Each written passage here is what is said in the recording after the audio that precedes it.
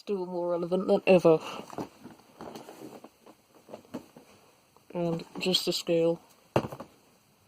That's how big a line inclusion is next to it. There you go. And this is the side. So it's about the size of this box.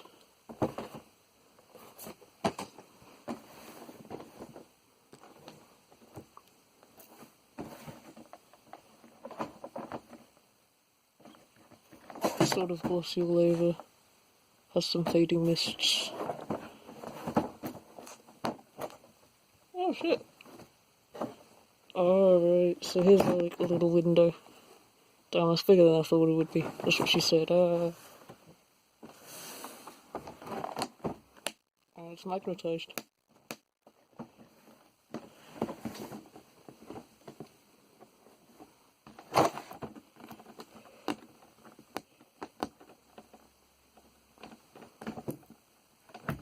I think the sides are sealed so you can only open it from the top or the bottom when removing the little circle pieces, the tape. And it does not want to go off.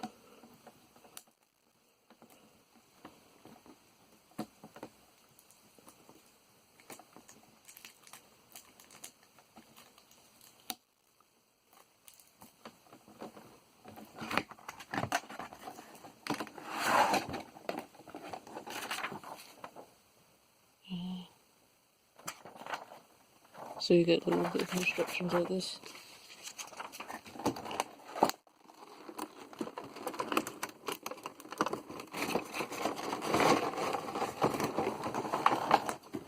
And the box is just empty at the bottom there. You can actually sort of see the background piece that's what it used.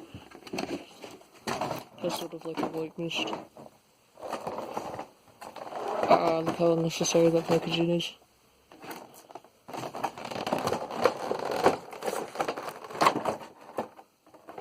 Got no accessories with it, which is, I think, a little bit of a... So just for noticing right off the bat, is the joints tend to be just a little bit loose as you start playing around with them, so I would recommend having a stand, perhaps supporting the midsection, as if you're going to put it on display.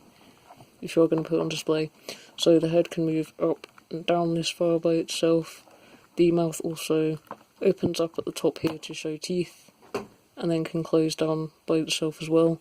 The lower jaw is on a hinge and can open up like this. So you can also have them snarling like that, so you can have sort of really ferocious look if you want, or just sort of a yawn, I guess. This section here of the neck doesn't actually move, however that's because this part here is actually articulated where the fur is, so it can look down all the way like this, and then up all the way like that. The arms or shoulders, I guess you could call them, more sort of on this dumbbell joint, I think, which allows for a little bit of drop down. So you can see here, and can go out this far, and then in this far. There's a single joint here that's supposed to have these tiny ratchet click joints here, however it does tend to go smooth over time and starts to click a little bit less and be a little less sturdy, which again, why you should use a stand. And when you actually bend the elbow, you can swivel it outwards like this and swivel it inwards like that.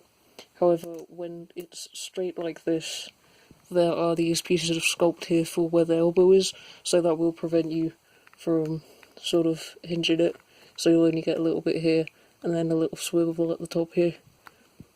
The wrist joint can go forward, backwards this far, and then forwards this far. Again, sort of ratchet clink will go smooth over time. There is a twist all the way around like this, and the toes actually have a joint too. Paws, I guess you could call them. Go forwards this far, which isn't a lot, and then backwards quite a way. The upper torso is on the ball joint, so it can go forwards this far, and then down this far. So then all together with the head, that's this far, and then that far. Can also move from side to side just a little, and the lower joint here, which I guess you could call the hip joint, can go left and right, and can go down and up. So then altogether the crunch is like this, and altogether the arch is like this. The joint here for the hip as well seems to be covered by this rubber piece, so all of the back of the ass here is all rubber, so which means that this kind of acts as a diaper sometimes, and you can actually see into the mechanism over here. Not sure if that's shown up on the screen, lighting's kind of terrible, but you know, it is what it is. So sometimes it will get a little bit loose, so what you do is grab it by the tail here and then just push. So if it becomes loose, that's what you do. The hip joints are a little bit tight, and again, sort of that rigid click. So you can go up this far, and then in this far. The first knee joint can go this far forwards, and then this far backwards. The secondary knee joint can go back and actually have a little bit of hyperflexion, and can go forwards this far. The ankle joint, I guess you could call it, can go back this far, and then forwards this far. And again we have swivel, and a toe joint that can go up this far, and then backwards this far. And the tail itself is rubbery and has a wire running through it. As you can see over here, it has a nice translucent effect for the fire, which blends in really nice with the tail. Can curl up and around. It feels nice to curl around, however doesn't hold the positions very well. This is sort of about as curved as you can get it, and I wouldn't recommend posing around anything with bendy wires too much, because over time it will degrade and then start to poke through, like it has done on one of my amber collections. However, it doesn't feel nearly sort of as breakable as there. Also, again, with the amazing face articulation, you can actually, I think, remove the head, so you can articulate the eye. 2 seconds. So it looks like on here you can remove the top part of the head. So let's try to do that on camera. Oh, and actually, just to cover the sculpting really quickly, it's sculpted very well, however the shading and everything is slightly less than what you would see in the promotional images. However, I'd say nothing too drastic, because obviously you do still have sort of the tones and different shades here. You know these pirate type earrings? These are actually separate pieces, they're not sculpting on, they're actually, I think, tiny, very tiny pieces of metal, so I think that's amazing attention to detail. And to add a little bit of, I guess, realism you could call it.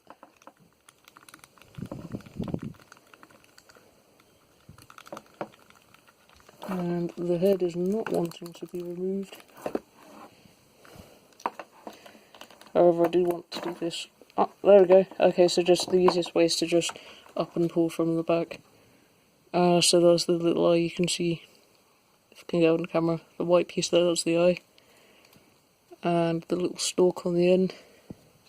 Just use that to move it around.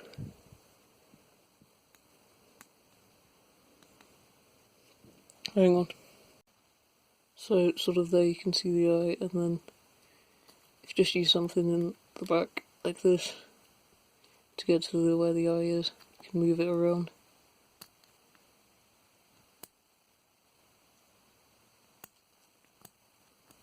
If you can see that moving. Or if it was even moving at all. Hang on.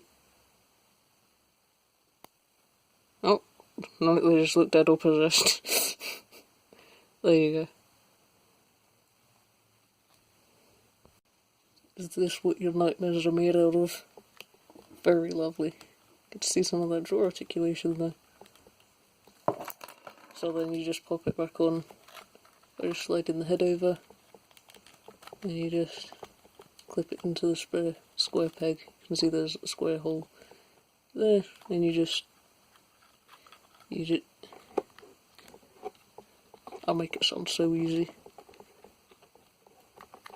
Just clip in the peg. Clip in the peg. There we go.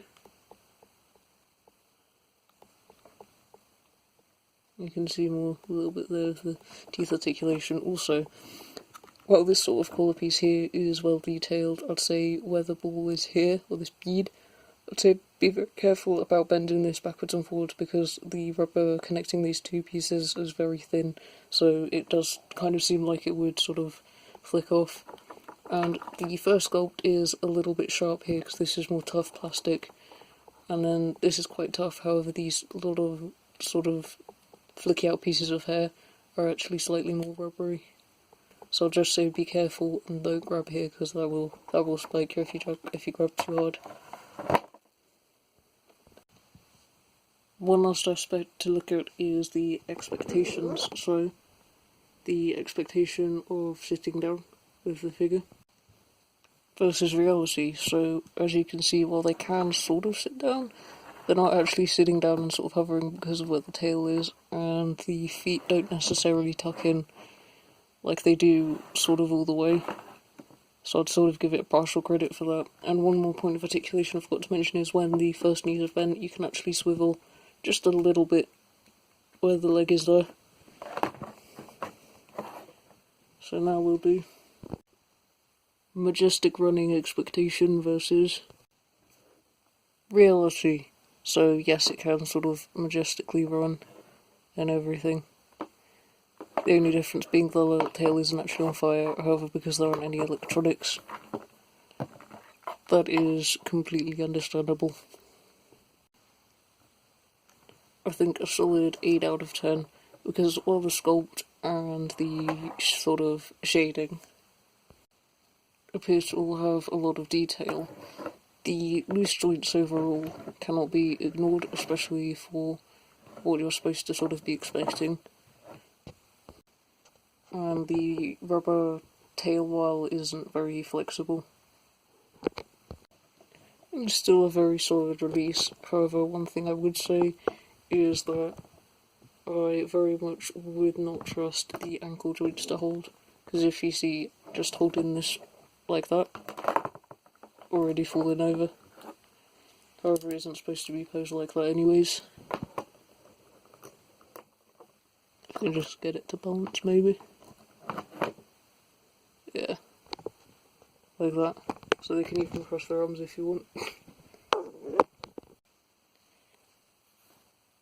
So I think overall I would definitely recommend this figure, however only if you need a figure that is a non-humanoid that's well articulated, or if you're already well acquainted with this character, or find the design particularly interesting.